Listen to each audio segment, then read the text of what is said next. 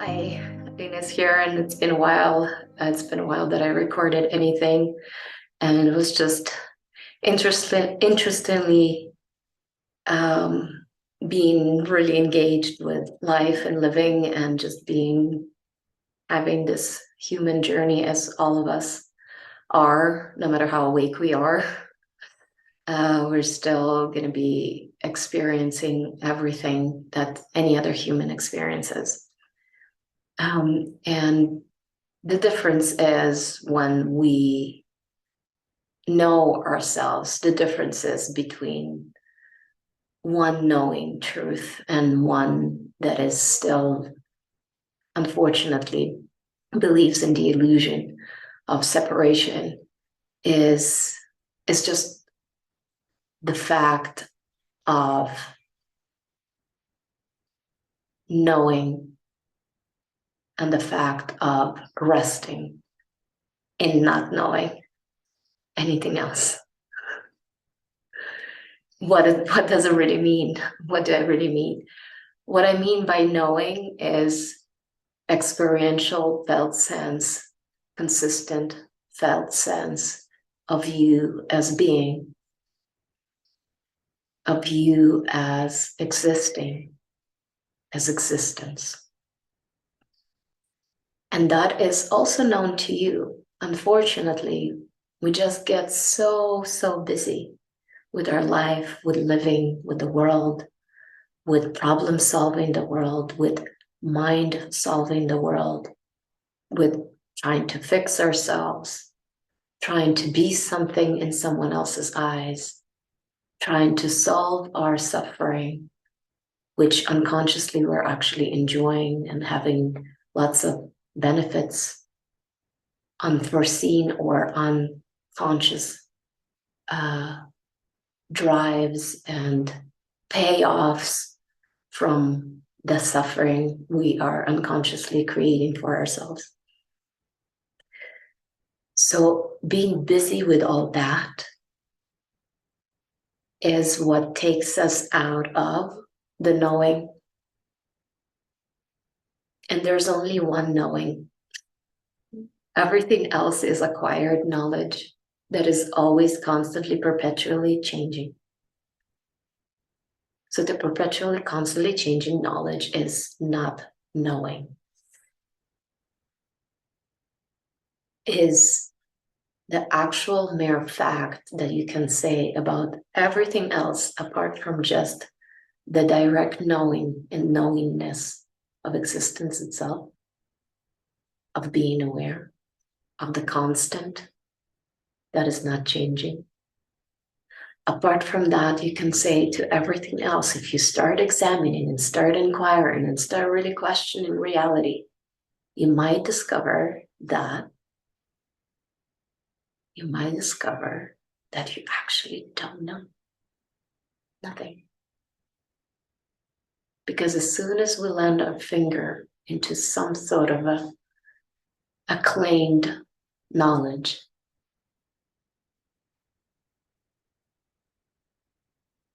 we're limiting into claiming something we know, this root thought, unconscious root thought, I know, we're back immediately in separation.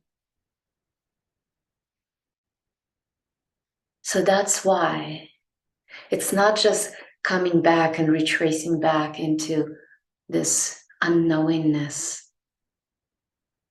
and relaxing into it, resting in it, recognizing that we never actually knew.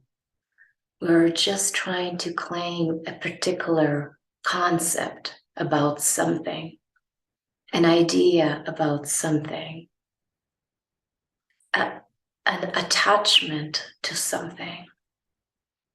And as soon as there's something against something else, there's your duality, there's your felt sense of separation. You have to defend something. You created immediately a split between what is life and you, life. When I'm talking about knowledge, is the direct knowledge of who and what we are, which is accessible to you any moment, right here, right now. You can do it this moment. Stopping for a moment and just feeling into that felt sense of just being here. I'm here. What is it here? What is it here? So if you really closely examine, everything else will elude you. And if you closely examine, you'll find that everything else is coming and going, even the sensations and the knowledge of my body. For a moment, if I don't pay attention and I don't bring awareness there, it can also disappear.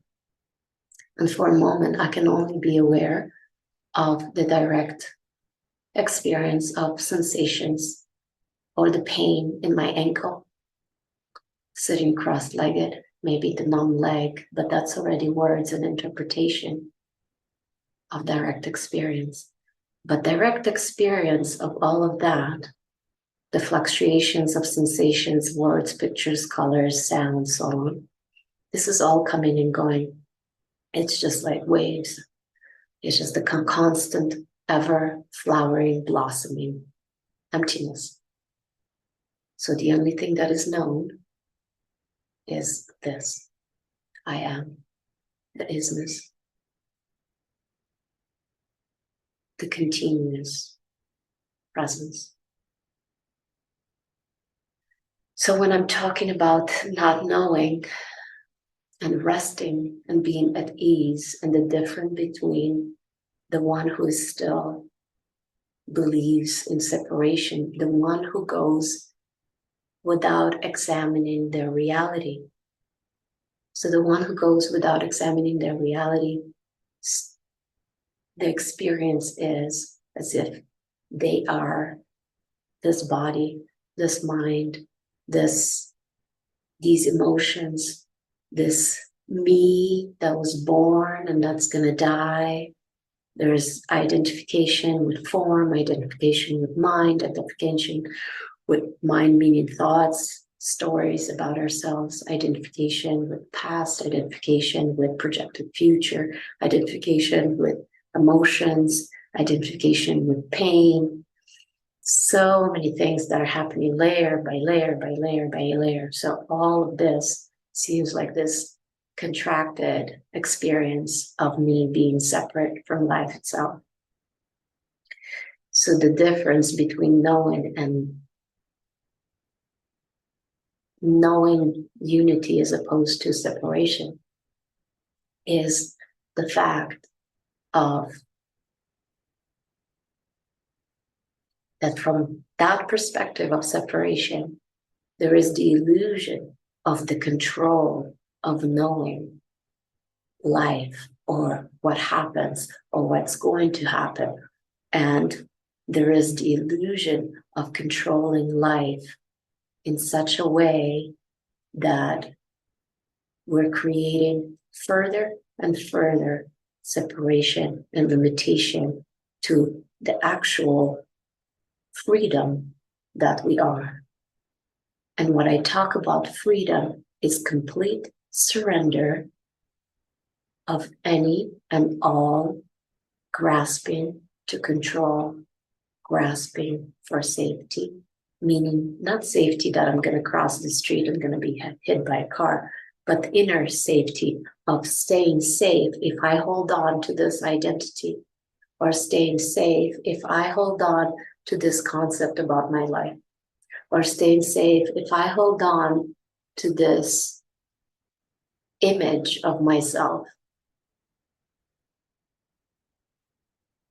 because I'm going to be accepted in the society, in my family. What is it that you're holding on to of the illusion of knowledge, and what eventually prevents you from resting in the unknown, which is being here and now, the magic here and now that all the non-dual teachers talk about. But how do we stay here and now at ease with the unknown?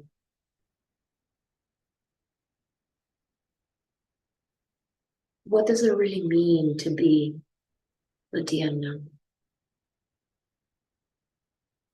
It's where I don't need to recreate constantly myself, moment to moment, moment to moment, moment to moment. I need to recreate unconsciously. I need to recreate myself.